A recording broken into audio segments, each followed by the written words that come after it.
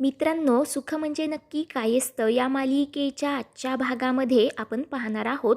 जयदीपने शेखरदाजींना घराबाहेर काढल्यानंतर गौरी पळतच शेखरदाजींच्या मागे येते आणि त्यांना थांबवण्याचा प्रयत्न करत असते. तर दाजी म्हणतात, गौराबाई, तुम्ही कार्यक्रमाची तयारी सोडून माझ्या मागे का आलात? त्यावर गौरी म्हणते, काल तुम्हाला माझी वाट बघावी लागली म्हणून तुम्ही माझ्यावर चिडला असाल ना, पण मी निघालेच होते. तर शेखरदाजी विचारतात, मग जयदीपरावांनी तुम्हाला अडवलं ना? तर गौरी म्हणते, तसं काहीच नाही. तर शेखरदाजी म्हणत असतात, गौराबाई, मी एवढा अपमान सहन केला, मग एवढ्याशा गोष्टीचं मला काहीच वाटलं नाही, तुम्ही उगीच मनाला लावून घेऊ नका. तर गौरी नाराज होत म्हणत असते, जयदीपचा गैरसमज कसा दूर करावा तेच मला कळेना झालंय. तर शेखरदाजी म्हणत असतात, गौराबाई, एखाद्याने आतूनच कडी लावून घेतली असेल ना, तर आपण कितीही धक्के मारून त्याला दार उघडण्याचा प्रयत्न करू, परंतु तो दार उघडणार नाही. पण एक गोष्ट लक्षात ठेवा, तुम्हाला कधीही माझ्या मदतीची गरज लागली ना, तर मला एक फोन करा. हा शेखरराव रात्री अपरात्री तुमच्यासाठी धावून येईल. पण गौराबाई, तुम्हाला नक्की मला काय विचारायचं होतं? कशाबद्दल माझ्याशी बोलायचं होतं? असं शेखरदाजी गौरीला विचारत असतात. त्यावर गौरी सांगते की 2 दिवस झाले मल्हारदादा घरातून गायब आहेत. शेखरदाजी म्हणतात, आलं ते माझ्या कानावर आणि मी माणसंसुद्धा कामाला लावली, तुम्ही काळजी करू नका. आणखी काही बोलायचं होतं का? त्यावर गौरी सांगते, या पौर्णिमेचं कोडं आहे की सहस्रचंद्र पाहिलेला माणूस. मला अजूनही त्याचा अर्थ कळलेला नाही. त्यावर दाजी म्हणतात, ठीक आहे, मी यावर विचार करतो आणि मला जर याचं उत्तर सापडलं ना, तर मी तुम्हाला फोन करतो. तुम्ही कार्यक्रमाच्या तयारी करण्यासाठी आतमध्ये जा. असं म्हणत शेखरदाजी गौरीला आतमध्ये पाठवतात आणि स्वतः लगेच तेथून निघून जातात. तर दुसरीकडे शालिनी चिंतनबाबांना फोन करून सांगते की आज पोलीस घरापर्यंत पोचले. त्यांना मल्हारची बाईकसुद्धा सापडली. आज त्यांनी माझ्या घराचा उंबरठा ओलांडला. उद्या तुमच्याही बिळात घुसतील, हे लक्षात घ्या. त्यावर चिंतनबाबा म्हणतो, तुला काय वाटलं हे सगळं आपोआप घडलं का? तर नाही, हे सगळं ना मी घडवून आणलं. तेव्हा ते ऐकून शालिनीला मोठा धक्काच बसतो. तर चिंतनबाबा म्हणतो, माझा एक शिष्य आहे ना, त्याला मी ती गाडी वापरण्यासाठी दिली होती आणि पोलीस ती गाडी त्याच्यासमोरूनच घेऊन गेले. त्यावर शालिनी विचारते की मल्हारचा फोन कुठे आहे? पोलीस तो फोनसुद्धा ट्रेस करतील. तर चिंतनबाबा म्हणतो, शालिनी, तू एकदम मूर्ख आहेस. मल्हारचा फोन पूर्णपणे चार्जिंग करून मी एका बसच्या टपाला चिटकवला आहे. आता त्याचं लोकेशन जर सापडलं तर दूर कुठेतरी कर्नाटक, बेळगाव इथे सापडेल. ते ऐकून शालिनी म्हणते, तुम्ही तर एकदम चांगलं डोकं चालवलंत. तर चिंतनबाबा चिडूनच म्हणतो, मी तर नेहमी चांगलं डोकं चालवतोच, पण तुझं काय? तुझ्याकडे एवढ्या संधी आल्या, पण तू एकाही संधीचं सोनं करू शकली नाहीस. एवढं सगळं सांगूनही तू त्या म्हाताऱ्याचं काय केलंस? तो म्हातारा अजूनही जिवंत आहे आणि उद्या त्याचा वाढदिवस थाटामाटात साजरा होणार. आणि काय सांगता येतं, गौरीला तिच्या कोड्याचं उत्तरही सापडेल. तुला लाज वाटली पाहिजे. असं म्हणत चिंतनबाबा लगेच फोन कट करून टाकतो. तर इकडे शालिनी चिडूनच म्हणते की म्हाताऱ्या, तुझा जन्मदिवस आणि तुझी पुण्यतिथी नाही एकाच दिवशी साजरी केली ना, तर नाव सांगणार नाही. शालिनी. त्यानंतर रात्री सर्वजण दादांच्या वाढदिवसासाठी जमलेले असतात. कोल्हापूरमधील दादांचे सर्व मित्र आलेले असतात. दादांना वाढदिवसाच्या शुभेच्छा देत असतात, गिफ्ट देत असतात. तर माई दादांचं औक्षण करत असतात. तेव्हा उदय म्हणतो, दादा, आता एवढ्यावर थांबायचं नाही बरं का, एकदम सेंचुरी मारायची.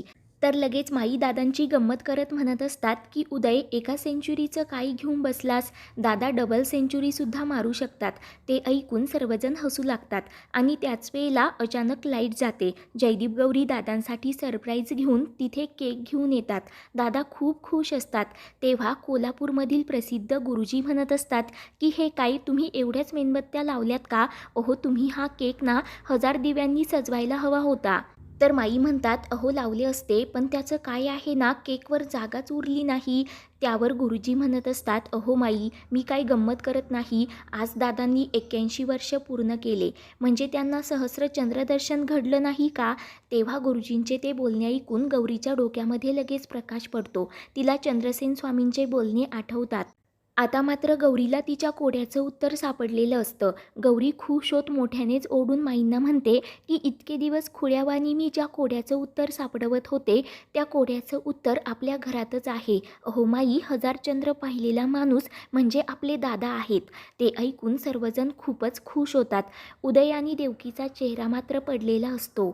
तेव्हा गौरी लगेच पळतच अंबाबाईजवळ जाते आणि हात जोडत म्हणते, आई तुझे लई उपकार झाले. आज मला माझ्या कोड्याचं उत्तर सापडलं. आता पुढील संकेत दादाच मला देणार आहेत. म्हणून गौरी खूपच खुश असते. त्यानंतर रेणुका सूत्रसंचालन करत असते व माईदादांना डान्स करण्यासाठी स्टेजवर बोलावत असते.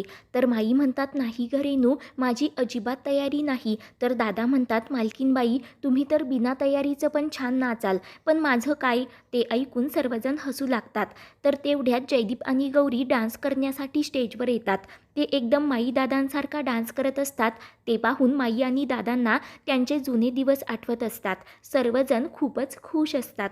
त्यानंतर जयदीप सर्वांसमोर दादांचं गोड कौतुक सांगत असतो की आज दादांनी 81 वर्ष पूर्ण केलीत. संकटावर मात करून कसं जगायचं हे दादांकडून शिकायला हवं. आज एक सासरा आणि बाप म्हणून नेहमीच मला दादांचा आशीर्वाद आणि त्यांचा सहवास मिळत असतो. ते खंबीरपणे नेहमी माझ्या पाठीशी उभे असतात आणि दादा तुमच्याशिवाय आम्ही सर्वजण अपूर्ण आहोत. तुमचा मायेचा आणि विश्वासाचा हात असाच आमच्या पाठीशी असू देत. तुमचा 100वा वाढदिवस आपण असाच धूमधडाक्यात साजरा करूयात. तुम्ही नेहमी आमच्या पाठीशी उभे राहा असं जयदीप दादांना सांगत असतो. तर सर्वजण टाळ्या वाजवत असतात, दादांचं कौतुक करत असतात. त्यानंतर रेणुका शालिनीला डान्स करण्यासाठी स्टेजवर बोलावत असते. तर मूर्ख शालिनी एका विधवाबाईचं सोंग घेऊन पांढरी साडी घालून आणि मल्हारचा फोटो हातात घेऊन स्टेजवर येते. ते पाहून सर्वांनाच मोठा धक्का बसतो. जयदीप पुढे जाणार परंतु गौरी त्याला अडवत असते. तर शालिनी मूर्खासारखी डान्स करत असते आणि मल्हारचा फोटो ती खाली ठेवते. तर दादा आणि माईंना खूप वाईट वाटत असतं. त्यानंतर शालिनी म्हणते, तुम्हा सर्वांना हा प्रश्न पडला असेल ना की एवढ्या आनंदाच्या क्षणी मी या गाण्यावर का डान्स केला आणि असा अवतार घेऊन तुमच्यासमोर का आले ते. कारण माझा नवरा गेले 3 दिवस झाले घरातून बेपत्ता आहे. घरातील कुणालाही त्याची काही पडलेली नाही, परंतु मला माझ्या नवऱ्याची काळजी आहे असं म्हणत शालिनी नाटक करत रडू लागते. तर सर्वांनाच शालिनीचा खूप राग येत असतो. तेव्हा शालिनी म्हणते, मला माहिती आहे तुम्हाला वाईट वाटलं असेल, पण मला प्रश्न पडला की माझा नवरा जिवंत असेल की नाही आणि म्हणूनच मी या अवस्थेत तुमच्यासमोर आले. मल्हार लवकर घरी ये असं म्हणत मल्हारच्या फोटोला कवटाळत शालिनी मूर्खासारखी रडत असते. तर माई चिडूनच म्हणतात, शालिनी हे सगळं करताना तुला लाज कशी वाटली नाही? आज एवढा आनंदाचा दिवस आणि तू असा अभद्र अवतार घेऊन सर्वांसमोर आलीस का?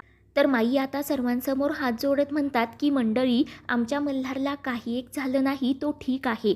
तो तिकडे पंजाबला एका कुस्तीच्या स्पर्धेसाठी गेला आहे. तर शालिनी विचारते, हे तुम्हाला कोणी सांगितलं? माई म्हणतात, तुला काय करायचं आणि तुला एवढी जर तुझ्या नवऱ्याची काळजी आहे तर तू त्याला शोधण्यासाठी घराबाहेर का नाही पडलीस? तेव्हा माई शालिनीला लगेच तेथून काढून देतात आणि सर्वांची माफी मागत असतात. पुढील भागामध्ये दादांकडून गौरीला पुढील संकेत मिळालेला असतो. तर इकडे चिंतन बाबा स्वतःला उलटं टांगून घेतो. पुढील भागांच्या अपडेटसाठी चॅनलला सबस्क्राईब करा.